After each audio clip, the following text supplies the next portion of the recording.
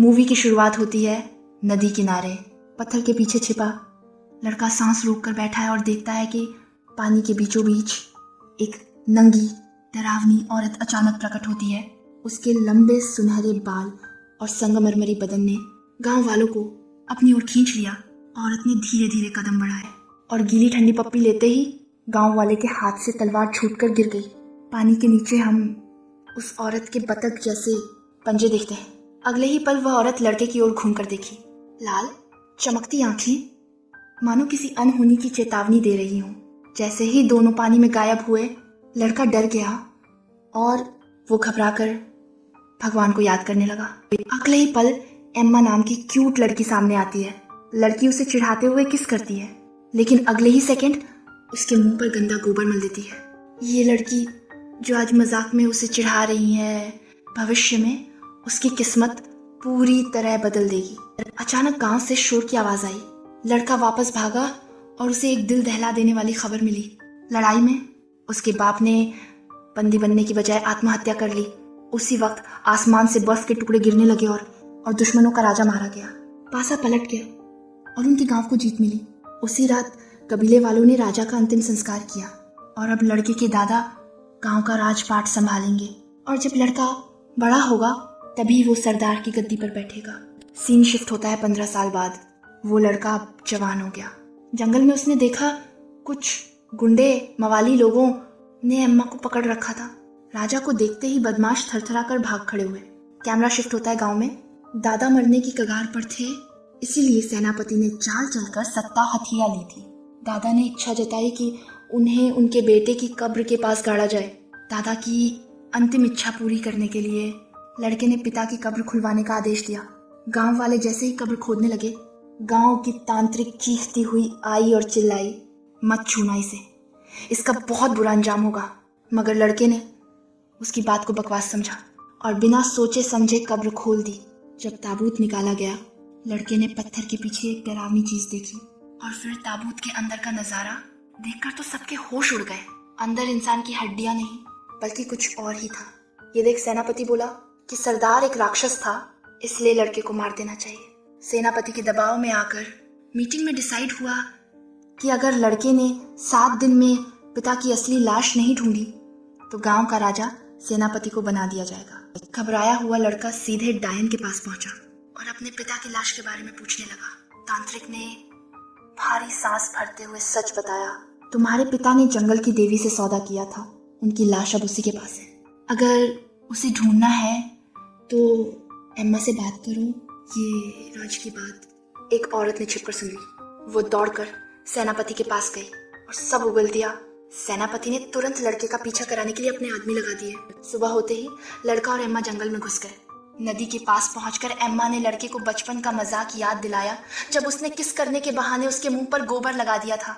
अचानक घोड़ा रुक गया और आगे बढ़ने से बुरी तरह डरने लगा, मानो पानी में कोई बुरी आत्मा छिपी हो।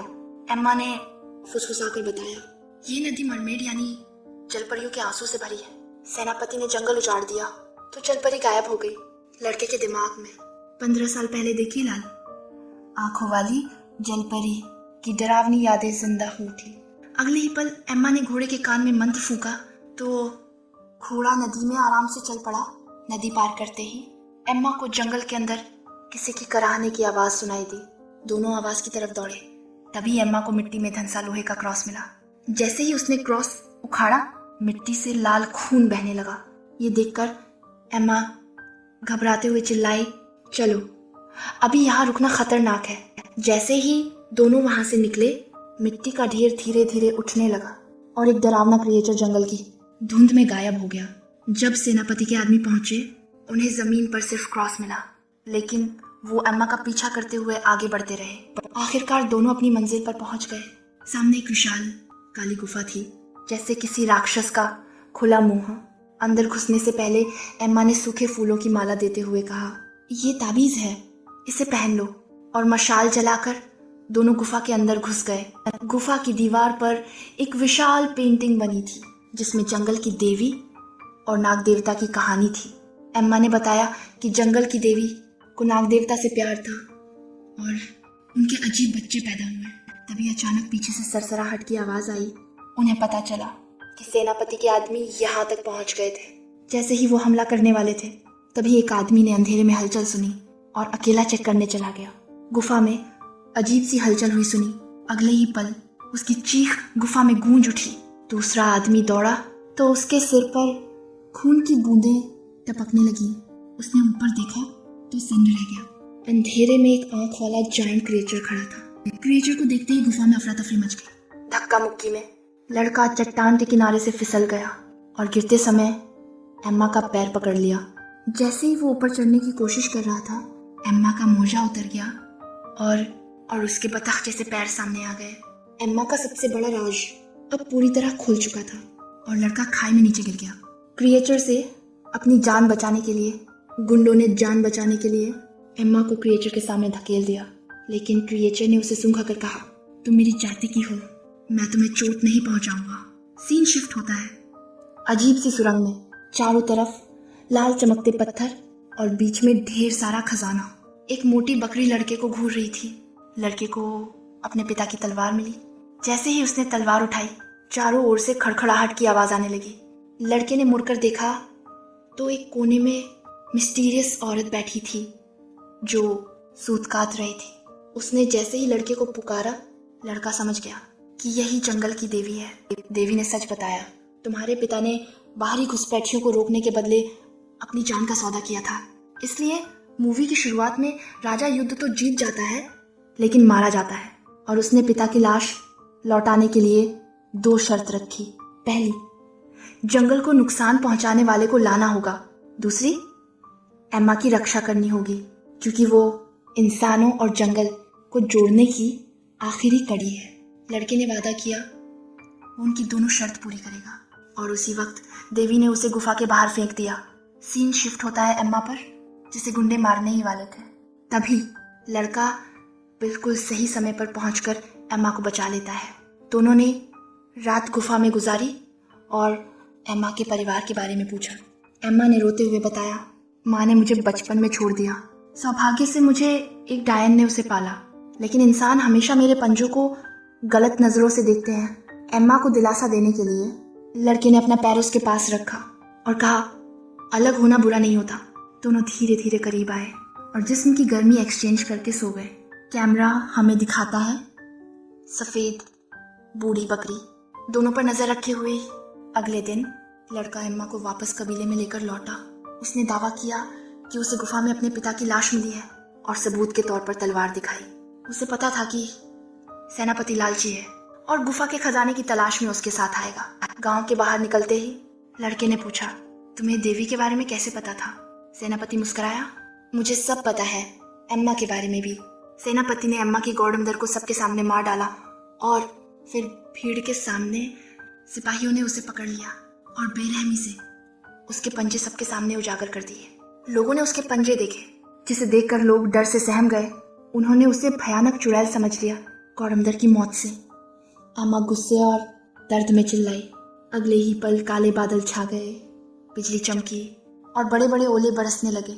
जान बचाने के लिए लोग चर्च की तरफ भागे। तभी बूढ़ी बकरी प्रकट हुई और एम्मा को अपनी पीठ पर बिठाकर तूफान में गायब हो गई। अगले ही पल एम्मा देवी की गोद में वापस आ गई। एम्मा ने पूछा, तुमने मुझे बचपन में क्यों छोड़ा? देवी ने शांत स्वर में कहा, मैंने तुम्हें इंसानों की दुनिया में इसलिए छोड़ा था ताकि तुम उन्हें याद दिला सको कि जंगल भी उनका घर है। लेकिन एम्मा अपनी गौडमदर की मौत का बदला लेना चाहती थी। उधर सेनापति ने लड़के को चाकू की नोक पर खजाने का रास्ता दिखाने को मजबूर किया। वो उन्हें गुफा में ले गया। इतना खजाना देख सब लोग एक्साइटेड हो गए और खजाना बोरियों में भरने लगे। लेकिन तभी पत्थर की मूर्तियां हिलने लगीं और देवी प्रकट हुई। देवी के रौद्र रूप को देखकर सभी लोग कांपते हुए घुटनों पर गिर पड़े। तभी एम्मा चुपके से लड़के के पीछे आई और उसकी रस्सियां काट दी। अगले ही पल देवी के हाथों से भयंकर आग निकली। ये देखकर एम्मा तुरंत कूदकर लड़के की ढाल बन गई। लेकिन गुफा में मौजूद बाकी सभी लोग चीखते हुए जलकर राख बन गए। आग की लपटें इतनी ऊंची उठी कि गांव से भी दिखाई दे रही थी। देवी को रिस्पेक्ट देते हुए सब घुटनों पर गिर पड़े। फाइनली राजा की हड्डियां फिर से इंसानी रूप में लौट आईं। लड़का एम्मा से शादी करके अपने कबीले में वापस ले जाना चाहता था, लेकिन एम्मा मना करते हुए कहा, मेरा घर ये जंगल है और मुझे इसकी रक्षा करनी है। जाते जाते अम्मा ने कहा, जब तुम्हारी जीने की इच्छा खत्म हो जाए तब मुझसे मिलना। लड़के का मन उदास हो गया और वो बिना सोचे अम्मा के पीछे भागा। लेकिन तब तक अम्मा ने अपने इंसानी कपड़े उतार दिए थे और पानी में गायब हो चुकी थी। लड़के ने ढूंढने की कोशिश भी की। आखिरकार उसे गांव वापस लौटना पड़ा और कबीले का राजा बन गया। बुढ़ापे में जब उसका समय निकट आया, वो फिर उसी नदी किनारे आया और पानी में समा गया। अम्मा ने फाइनली अपनी दुनिया में उसका स्वागत किया और मूवी यहीं एंड होती है। दोस्तों, अगर आपको वीडियो अच्छी लगी तो लाइक करें और चैनल को सब्सक्राइब ज़रूर करें।